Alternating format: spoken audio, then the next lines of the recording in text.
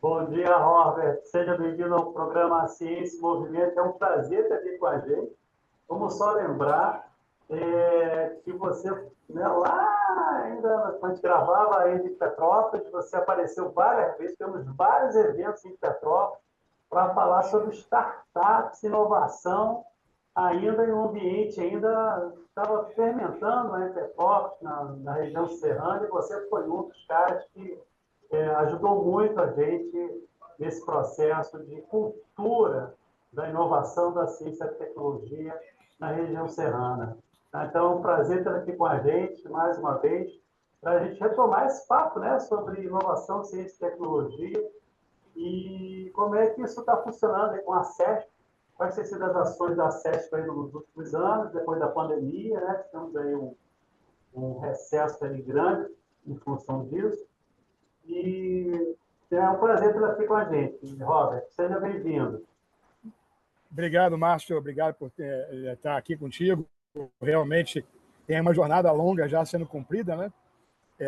A gente lá atrás, no início da formação do ecossistema de inovação e startups no Brasil e aí na Serra, já tem uma década praticamente, né? Até um pouco mais. 10 anos. Pois é, e desde então a gente continua dentro desse foco, empresarialmente falando. Eu atuo com a Associação de Startups com Vocação Internacional e nessa jornada acabou que a gente desenvolveu toda uma trilha nova e eventualmente nos levou a estar mais participativo dentro da cultura associativa, né, para poder expandir e multiplicar. E estou agora a assumir a presidência da CESP do Rio de Janeiro. Na verdade, estou no meu segundo mandato já.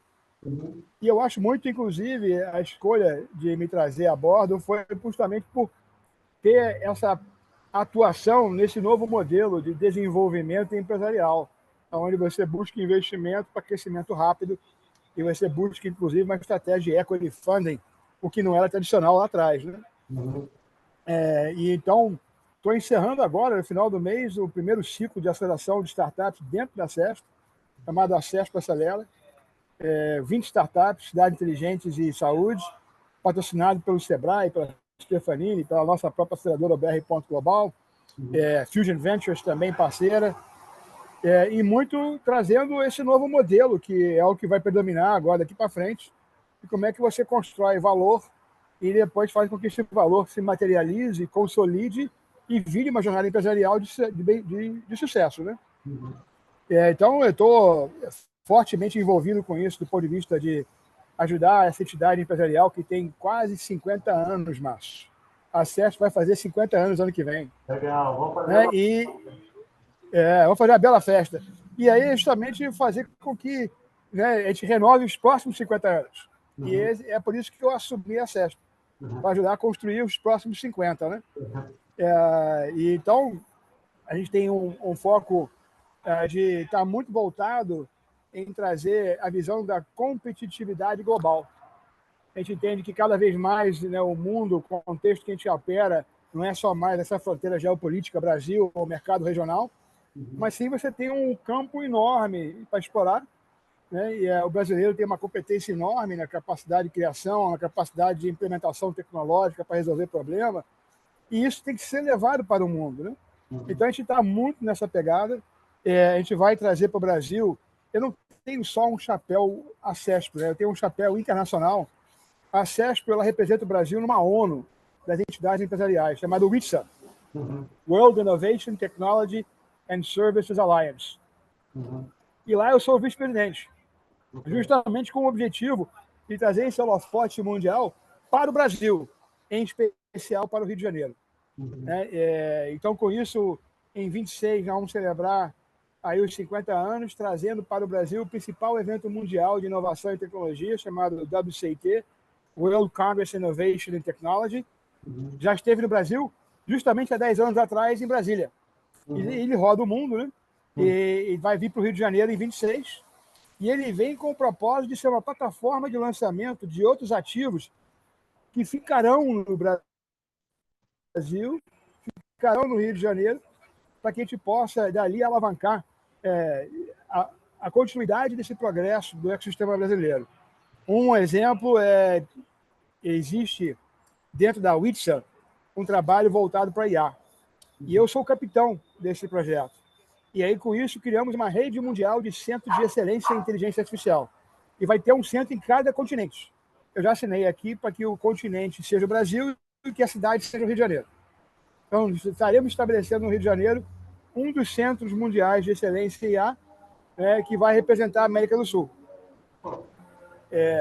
Então, a gente está trazendo todo esse legado internacional que a gente já opera há muito tempo, mais de 30 anos, para dentro da proposta de valor da CESP, para que a gente possa mostrar para nós brasileiros que, veja bem, nós já temos competência de criação, já temos competência tecnológica, o que tem que ter agora é designação de olhar além fronteiras e não olhar exclusivamente apenas para o mercado imediato, o mercado local.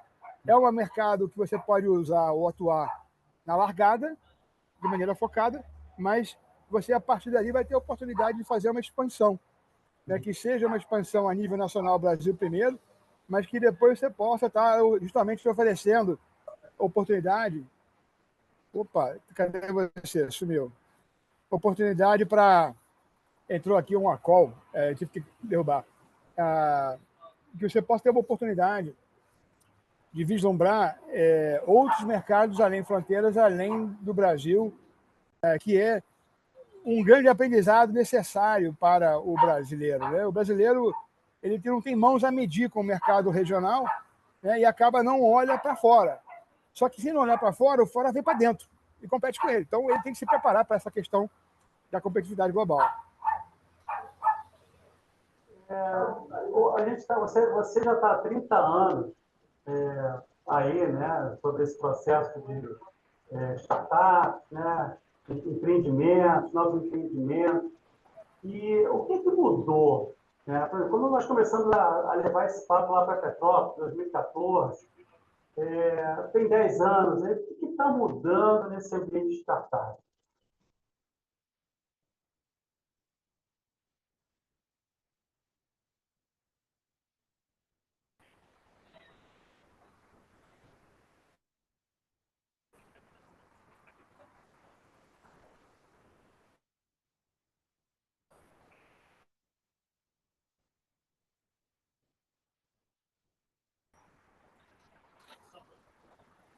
Oi, Robert. Oi, voltou. Você voltou, né? Beleza. Enfim, a pergunta foi assim, o que está mudando nesses últimos anos, aí, nesses 10 anos? O cara que é empreendedor, o que está... Qual é a lógica diferente hoje em termos de startups, de ambiente de startups, inovação, em relação ao Então, passado?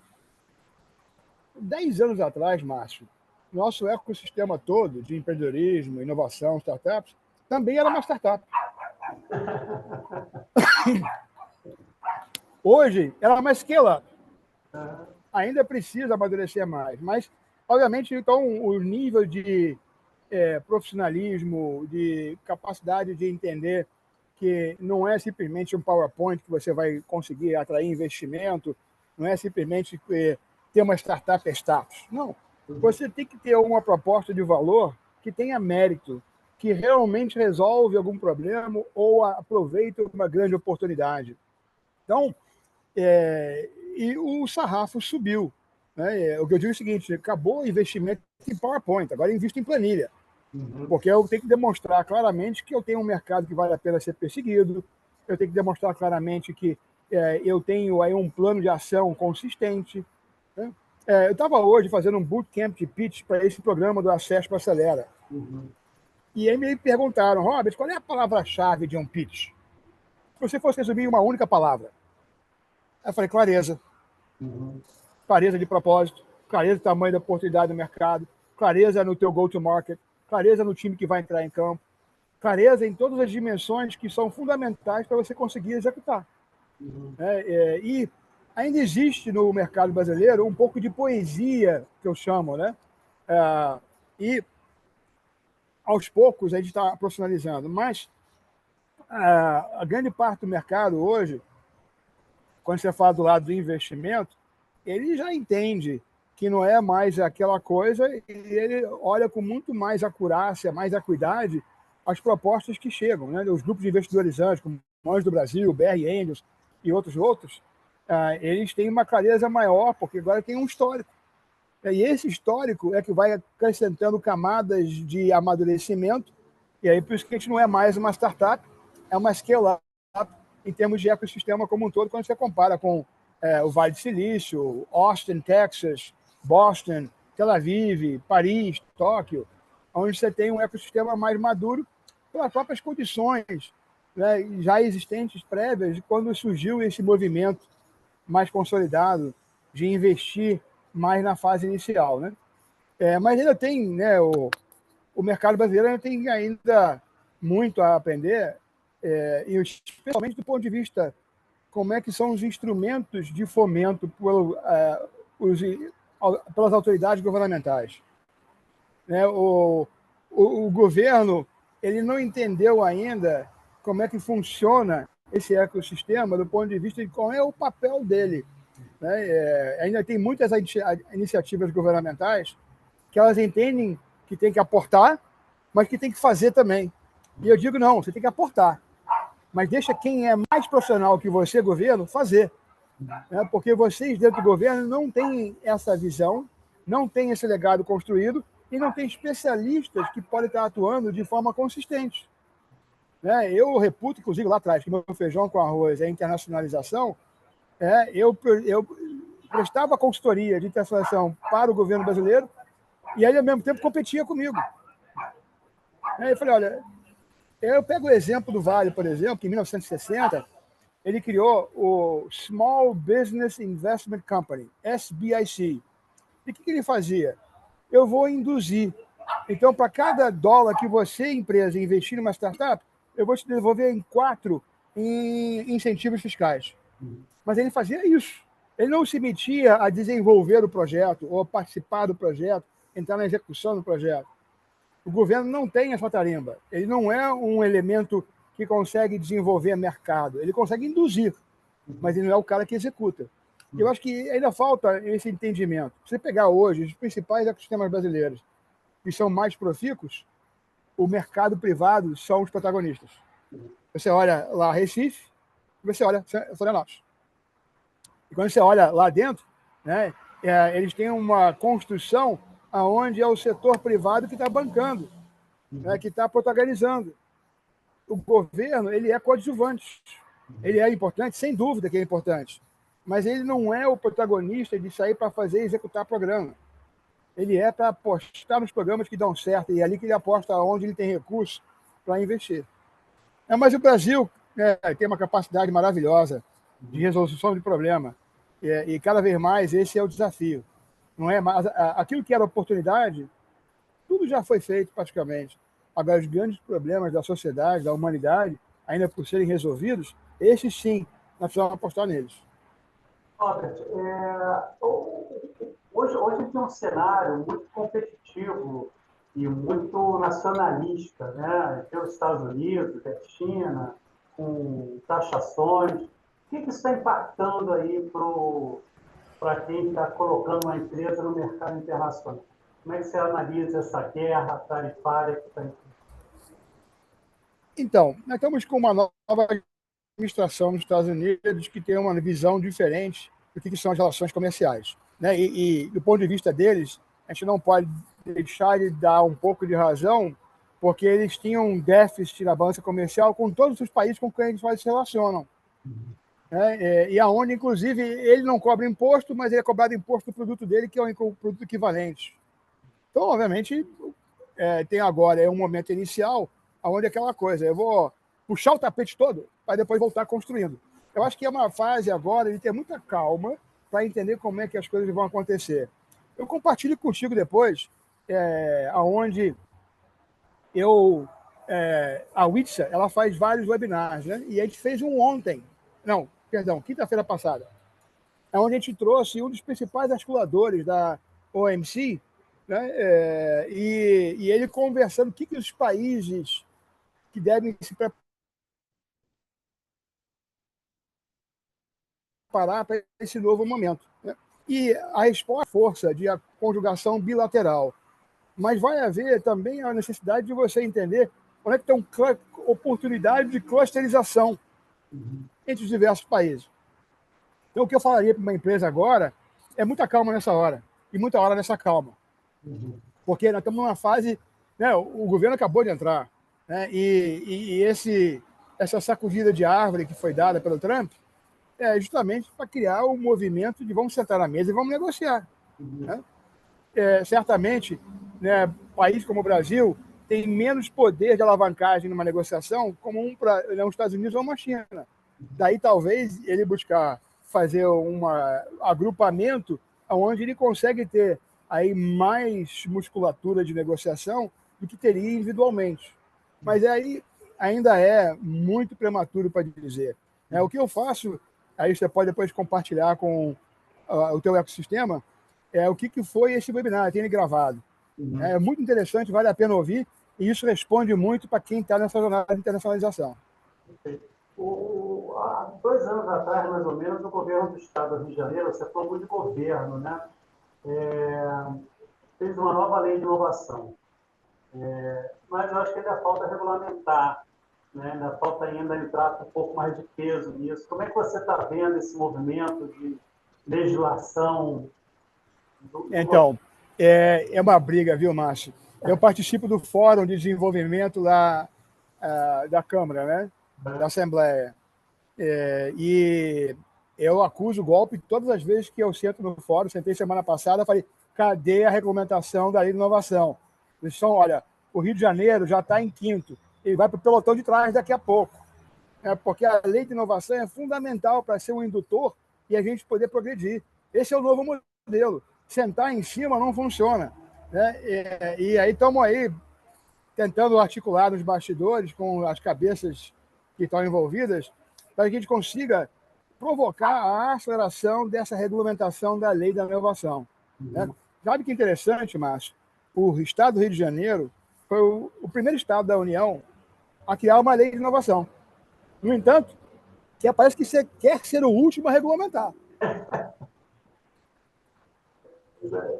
É complexo. Eu acho que é um esforço muito importante nesse momento, até porque questiona o Estado em relação à inovação. Né? Eu acho que isso é muito importante. Eu tenho acompanhado o Nova Friburgo, que tem feito uma legislação muito bacana, que tem um resultado. Niterói também é uma referência, sem dúvida. O fato é o seguinte, nunca nada vai ser totalmente 100% encaixado. Mas tem que começar de alguma forma. Mas o principal é começar a entrar em campo e jogar. Agora, botar lá a lei e não regulamentar e ficar parado, né, obviamente, para mim, é uma insanidade total. Robert, a gente está encerrando o programa. Queria que você falasse um pouco mais aí sobre a visão da SESC para o futuro e uma mensagem para os empreendedores. Tá.